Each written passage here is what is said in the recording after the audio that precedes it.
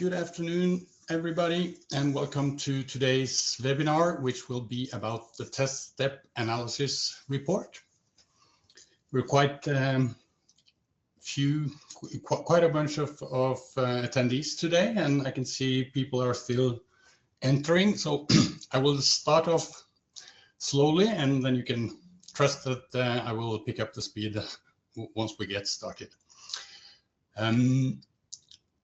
I can also see from the attendee list that there are quite a lot of you that are familiar names and that may have heard us talk about the test step analysis report before. We have done a couple of webinars of this before, and we have been using this report as a common part of our demonstrations of WATS. So my intention today is to do this in a little bit of a different way.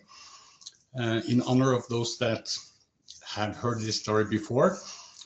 So we typically use this report when we demonstrate how you can move from early warning and do quick root cause analysis. And that kind of is suited to do putting out fires. So it's if something critical happens, WATS is excellent at pinpointing that and allowing you to quickly figure out what was wrong and quickly solve it. But there are many other use cases, and there are specifically for the test step analysis use cases that we often leave out. Sorry. And one of those use cases is process capability and the usage of the report to improve good processes instead of looking at problems or detecting problems and doing firefighting work in the factory. So that's going to be the topic of this webinar. It's going to still be the test step analysis report, but we're not going to look for the most frequent failing step and figure out what's wrong with that. We're going to use it to look at how we can get more information about our processes and figure out if even the good-looking processes are that good as they might first appear. So the very first part of the webinar will be, by the way, can someone give me a thumbs up or something in the chat if you can hear me, because I'm all alone with this today, so I'm not perfect, I can see. Great, so then the first part will be a short slideshow in PowerPoint, just to talk about, set the context for the session. And then most of it will be demonstrating in WATS. So I will just see if I can magically switch the focus to this screen.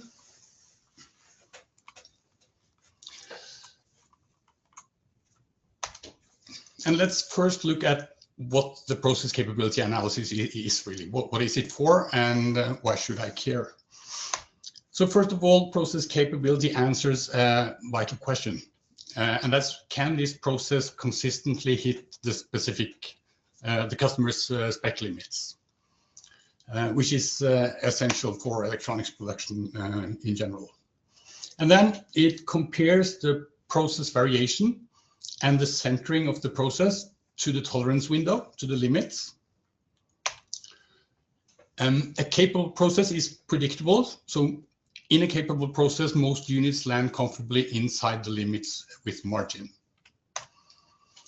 And the analysis helps you prioritize improvement. So it helps you reduce variation, recenter the mean, and prevent future yield loss retests. So instead of doing post-failure patching up of problems, this is about doing proactive work to make sure that a good process stays good and maybe even improves further.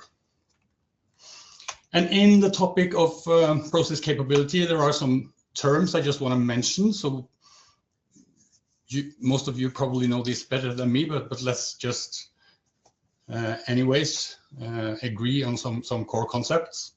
So one of the things that we want to evaluate when we do process capability is stability. So the stability of the process. And this is about whether the process is consistent over time or if it's changing, and if it's changing modes. So a process might look stable over time in general, but if you start to dig into the details, there might be potential problems lurking in the shadows, so to speak. So a stable process has predictable behavior. An unstable process typically have drift, it has jumps and cycles, and it's inflicted by special cause failures or problems. And then we have the capability part, which essentially is about how well that stable process fits to your customer specification. So when the process is stable, does the natural spread fit comfortably inside the limits? And capability only makes sense after stability is established.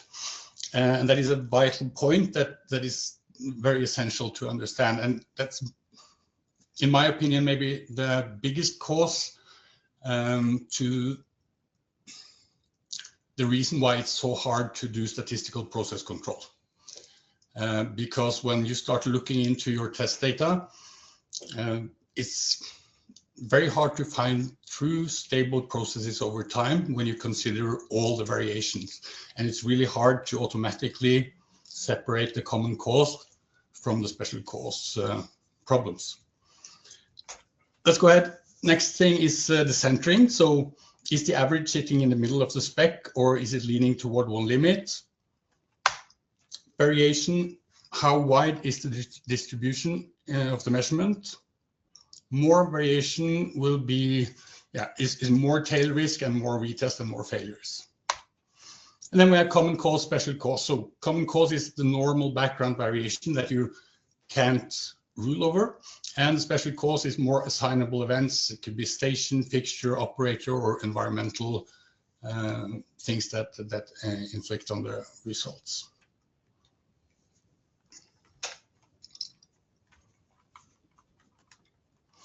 Okay, so let's go into the WATS server and have a look at some test results and look how we can apply these concepts in the test step analysis report.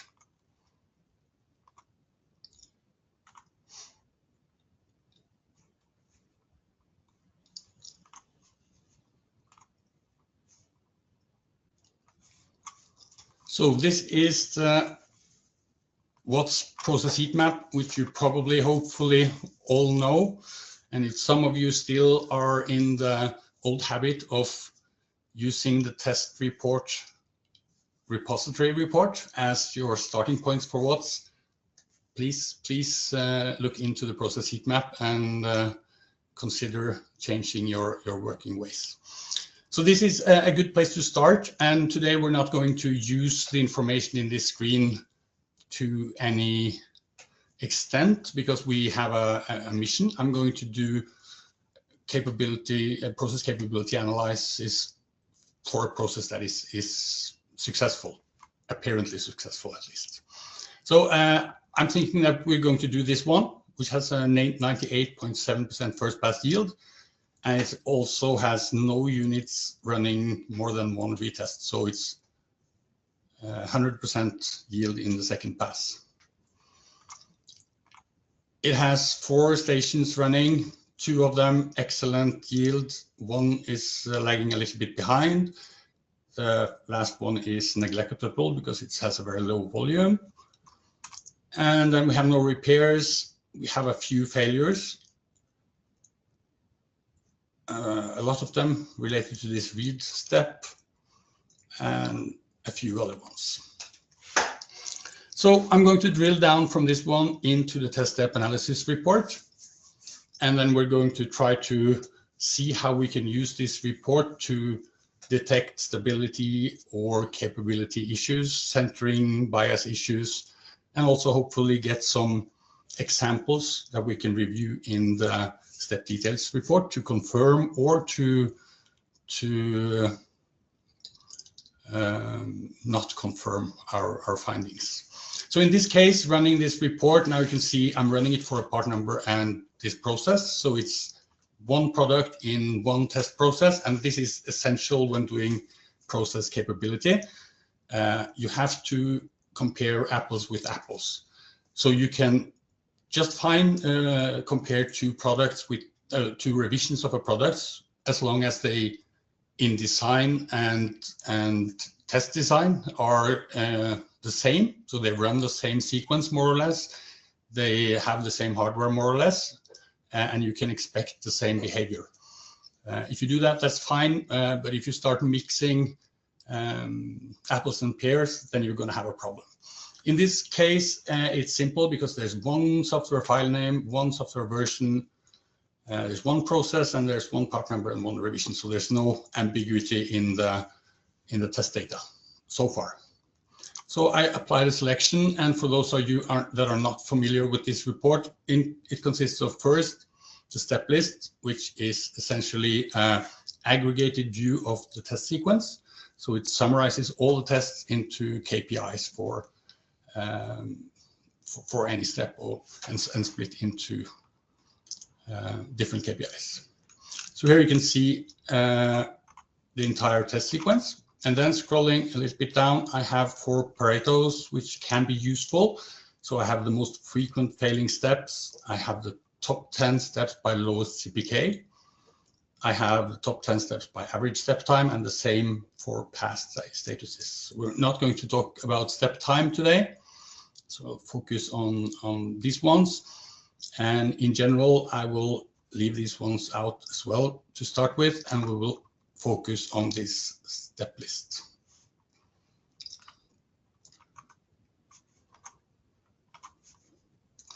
So when you go about doing process capability analysis, and in this case, I'm looking at, I'm not triggered to do this by a failure or an alert. I'm triggered to do this because I know it's smart. And then there are some things that you should be aware of. And the one thing that is easily forgotten is the data integrity. So to be able to have any trust in any of the numbers on the screen, I have to first always consider the data integrity. So whenever I find something, it's important to keep in the back of my head that the first thing I have to rule out is the finding actual data, or is it affected by some problem with the data integrity. And it might be hard to discover, but there are also some signs that one can look for. Typical cases that will inflict the data integrity in this case is if one of the measurements or more of the measurements has an invalid return value. So let's say that because of an error, you return -1 for a numerical measurement, which essentially is meant to mean failure, but is interpreted as a negative integer, which can essentially make the entire calculation worthless.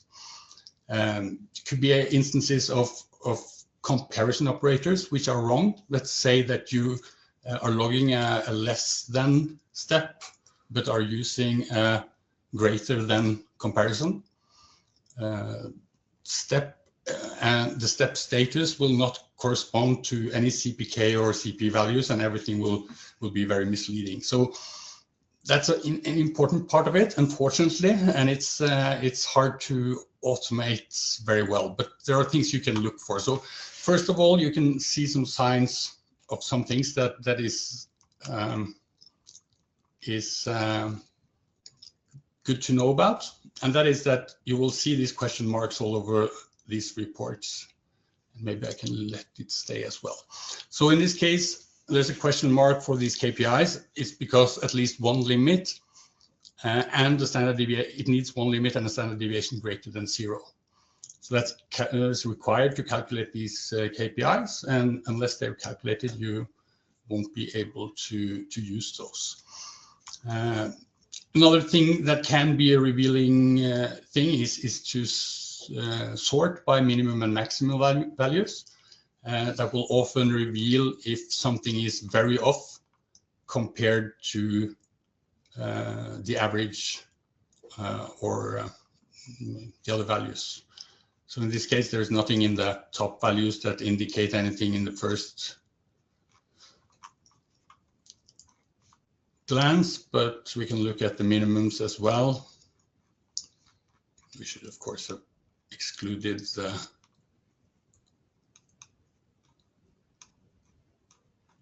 ones with no minimum.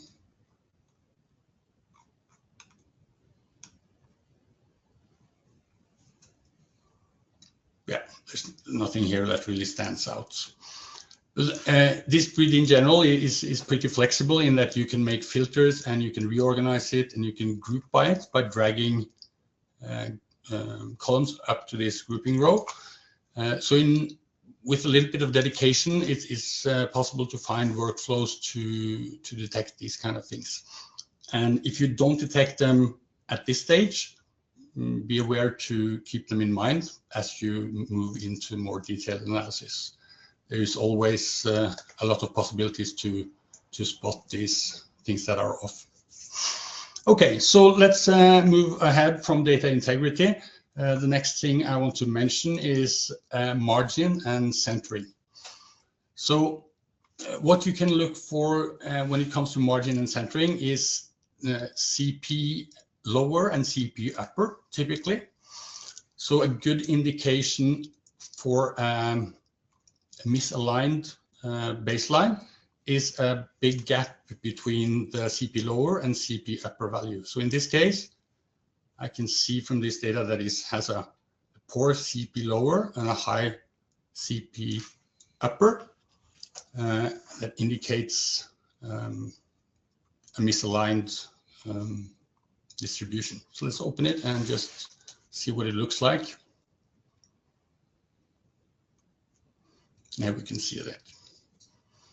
So the distribution is in the low end of the specification and it passes, but still this is not ideal.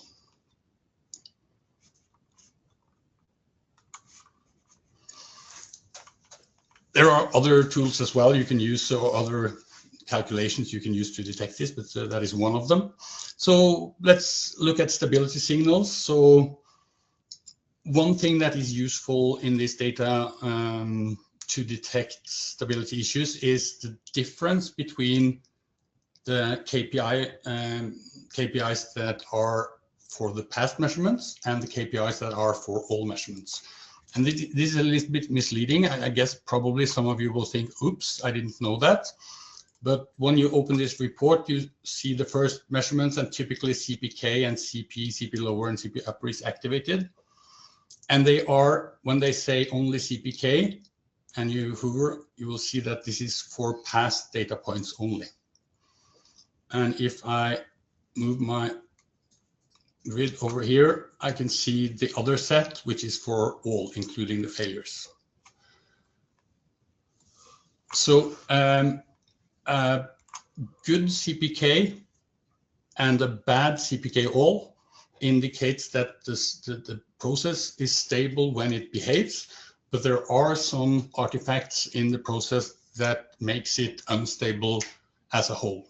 And you must expect problems, and it will cause retesting and failures.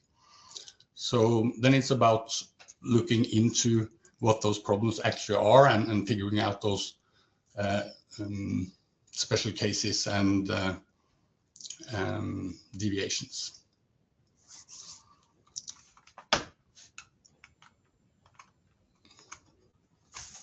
So, and this can typically help you point out what to look at. And there's also a useful tool when it comes to this this part of the AI analysis, which is called Alva.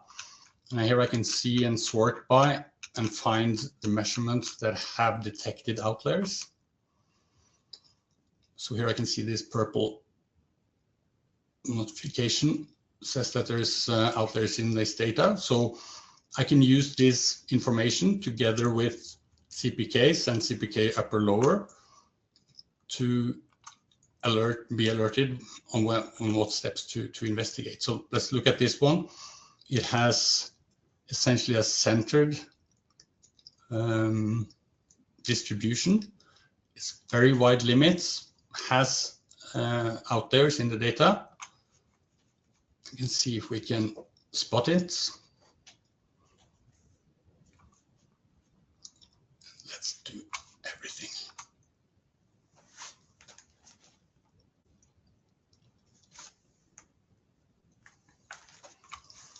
Here you can see the measurement, and there are obviously something that's a little bit out of the normal distribution here. They're not very critical. Still, this one is maybe not ideal, and considering that it could have been down here without failing, one might argue that this limit should have been tightened in. In this measurement, which is very centered, let's scroll a little bit down to the other charts that we have available here as well. So here we have a moving range chart, which essentially lets you see this, exaggerate these measurements a little bit. Also, the QSUM chart is excellent for looking at small variations over time.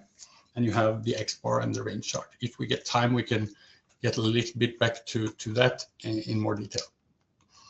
But when the measurement chart is hard to read because of things like this, that is an option to look into those charts. Okay, let's move on. I want to talk a little bit more about the KPIs and some small tips on what you can read from them. So I'll go back to this step list.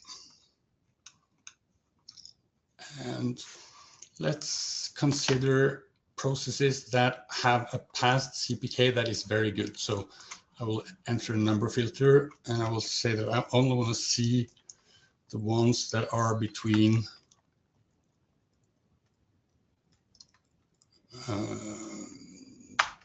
2 and 3. So now I kind of pick out the most ideal processes here. I can see still one of them has an outlier. It's almost as too interesting to not check out.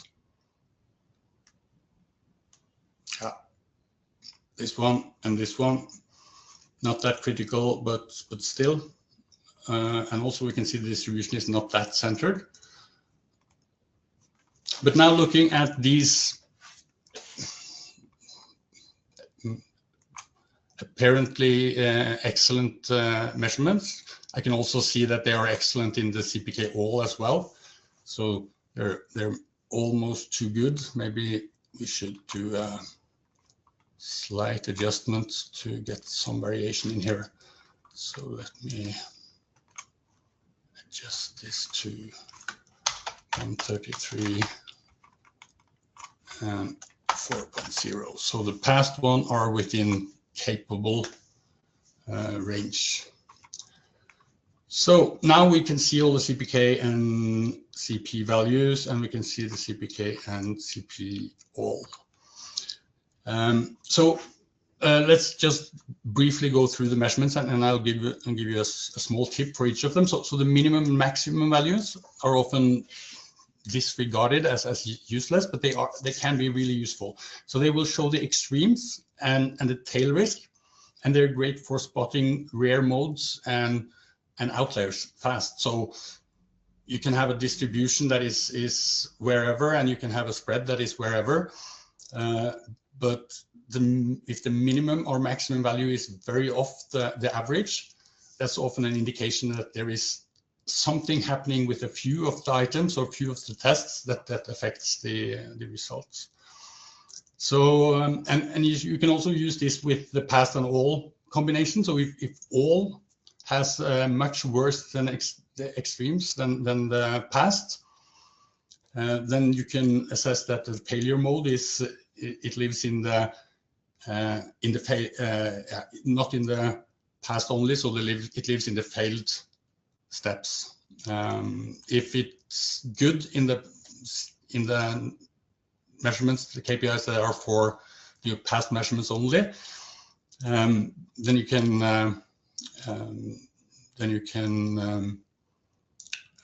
think that the process works well when it behaves, so to speak. And then you have the average, so where the process is centered. So shifts here often signal a drift drift or bias. So if all mean or average, if all mean shifts versus past, yeah, so yeah.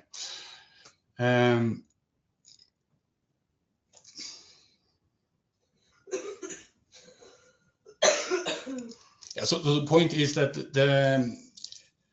if the process is centered, the mean will indicate signal drift or bias. Sorry about that. I missed my chain of thought there for a moment. And then you have the standard deviation, which essentially tells you how noisy the process is. So the bigger standard deviation means more spread and more tail risk. And then you have variance. So that's standard deviation squared, and it emphasizes the dispersion. So it's useful for comparing noise in general. And then you have the CP and CPK and the CP upper and lower. So the CP is the potential capability, and it only tells you how wide the spec is compared to the process spread. So it doesn't care about the spec limits. It just tells you, is it stable enough? Is it does it fit inside the scope of the test limits? And the CPK is the actual capability, and the green and blue and yellow, green and blue and red CPKs you will see in this chart indicate if they're categorized as stable or not. So if they're too small, they're not stable and will fail. There will be measurements outside the limits on both sides. If it's too big, above 4, then it's blue, and that indicates that yes, it's capable, but it's capable primarily because you have the limits so wide. And the CPK upper and lower indicates drift to one side typically. And let's move back into the step details. Just want to say a few words about what's in here because we haven't covered this that much. I can see we have just a couple of minutes left. But what this offers is essentially a tool to investigate your suspicions. So the first one, the grid view, will typically lead you into finding something you want to investigate, and in here you can investigate it. And there's no correct way of doing this, but I will mention some tools. So the top one here shows aggregated data, and it's very good for looking at very big data sets. And it's also good for looking at trends in CPK. So I can see here the CPK is going up and down. I can change this view to look at hours. Now I can see the CPK and minimum and maximum values. So I can often do a lot of the work from here. Then the green area here, when I click apply selection, that loads into the view here where I can see the actual measurements. And then I have, as we just mentioned briefly earlier, I have the moving range, I have the numerical statistics, box plot, and some additional charts. And in addition to that, I can go to what we call the workbench, which is essentially an advanced view with only this chart. I also have chart analysis. So if the step itself is a chart, you should use this step chart view. And then there's a XY plot of 2 measurements. You can, of course, combine different measurements as well.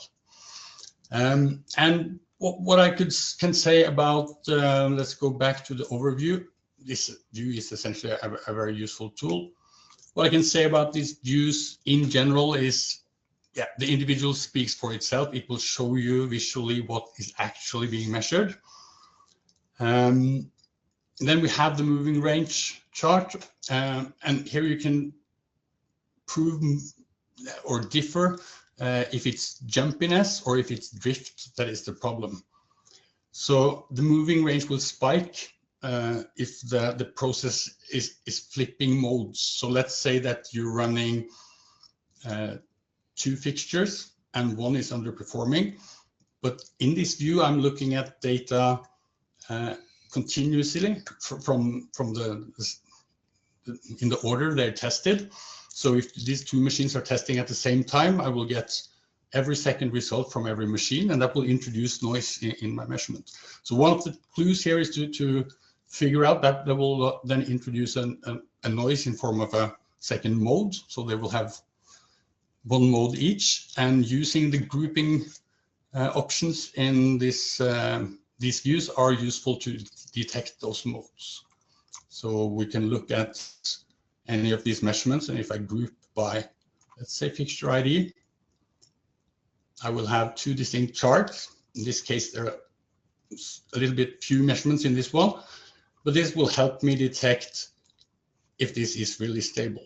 And although the process looks stable on top, when I start to investigate, I can see that these are off, and I can also see that there's differences in the tails. Looking into these charts, I can also spot the difference more easily. So part of this process capability is detecting those and first improving the process and making it stable.